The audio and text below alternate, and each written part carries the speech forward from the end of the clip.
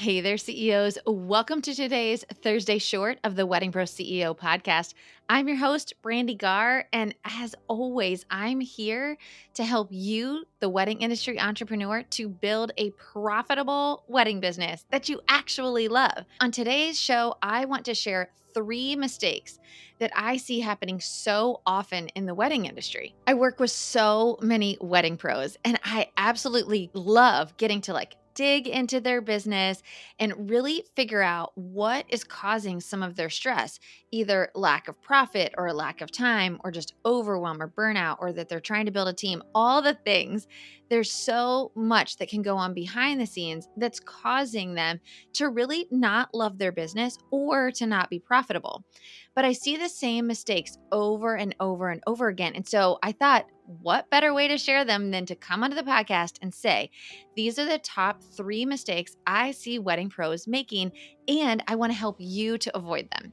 So the first mistake I see is waiting to outsource. I know how difficult it is to outsource. Trust me, I have hired some amazing contractors to work with me in my business, and I have hired some terrible contractors to work with me in my business. And I completely understand how scary it can be to not only have to try to find the right person, but then to take time to train them when you're already so slammed, but also the financial investment that comes along with outsourcing and bringing in a VA or a social media manager or even an additional team member. But here's what I can tell you that I see time and time again, and so many of my accelerator students will agree with me on this, is that once you hire the first time, and it's great, it's a great fit, you will be addicted to growing your team. There is a little bit of oh my gosh, what did I just do? Because now you're still trying to juggle all the balls and train them. So once they're trained, you can see immediately that you feel relief as the owner with a light at the end of the tunnel,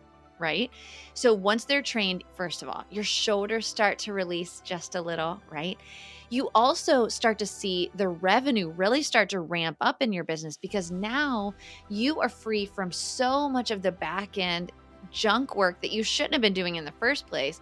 And now you as the CEO can really focus on selling and marketing your business well and really focusing on the growth of your business. So outsourcing too late is the cause of stagnant business. So often what I see is that wedding pros will say to me, Brandee, I just can't. I don't have the time or I don't have the resources. And listen to me when I tell you, I know you look at this podcast, you look at me, you look at other educators, and you think, we have no problems. We've got it all together. And I promise you, I feel this pain too. I felt it so many times. Anytime I get ready to bring on a new hire or we get ready to outsource something in our business, I freak out and I'm like, how are we going to pay for this? Or how am I going to train this person? Or how are we going to integrate them well into our business? But there's a method to it. There is a way to do it. And it is so important for the growth of your business that you invest in people to help you to take your business to the next level. I promise you, as a one-person team, there is a cap on how much you can accomplish because there's only so many hours in the day and there's only so long before you will be completely burnt out and want to throw it all away. Growing a team and outsourcing tasks in your business is the number one way to scale and grow your profitable business. Okay, the number 2 mistake I see wedding pros making in their business that they have no idea what their numbers are. And this is so interesting to me because I would say that 90+% of the CEOs that come into my accelerator program are doing numbers and budgeting and reconciling their accounts every single month for the first time when they start working with me. It's literally the most critical piece of your business is understanding that number. Now, there's one specific number that you need to know.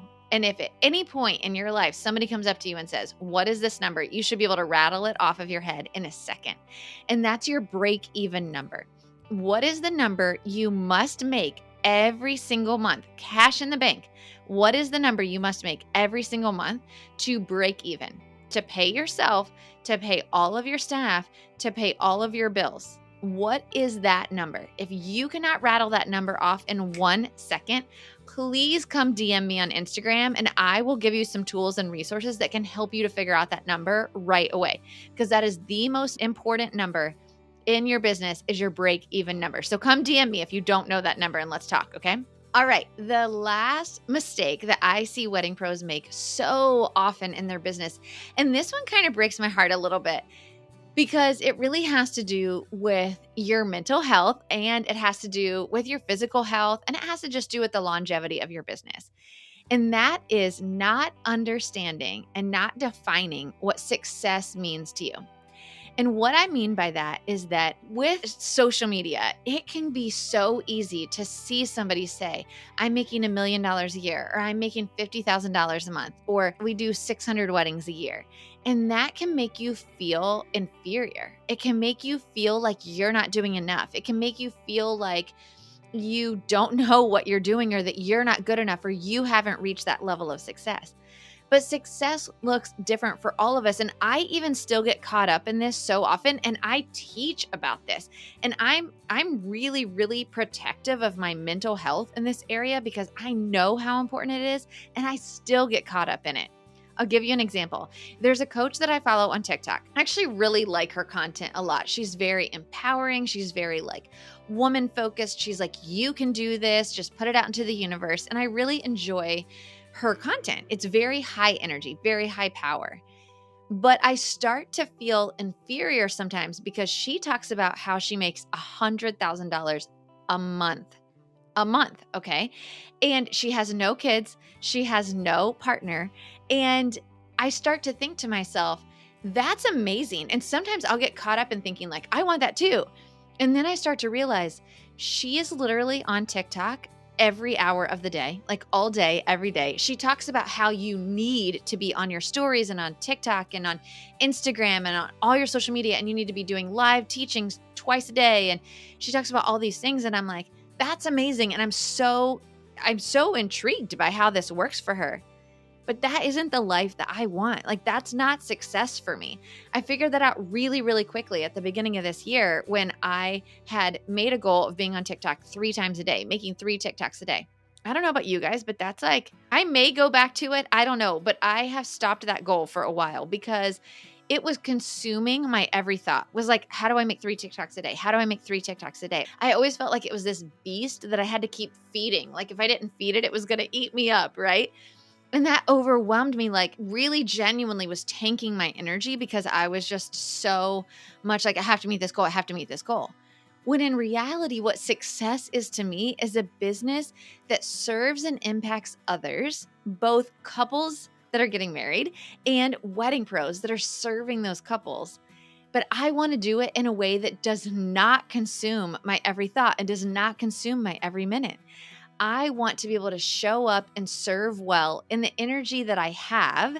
And then I don't want to feel like I have to feed a machine constantly. And sometimes it can be easy to lose track of what success means to you.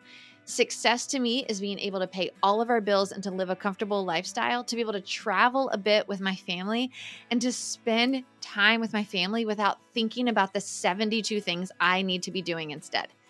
That's success to me, and I have to remind myself of that over and over. So this last mistake that I see wedding pros make all the time is they fall into that pit of imposter syndrome of thinking that they're not successful because they haven't reached the goals that someone else has put as their own. So know what success is to you, know what your goals are, and be so proud of yourself when you meet those.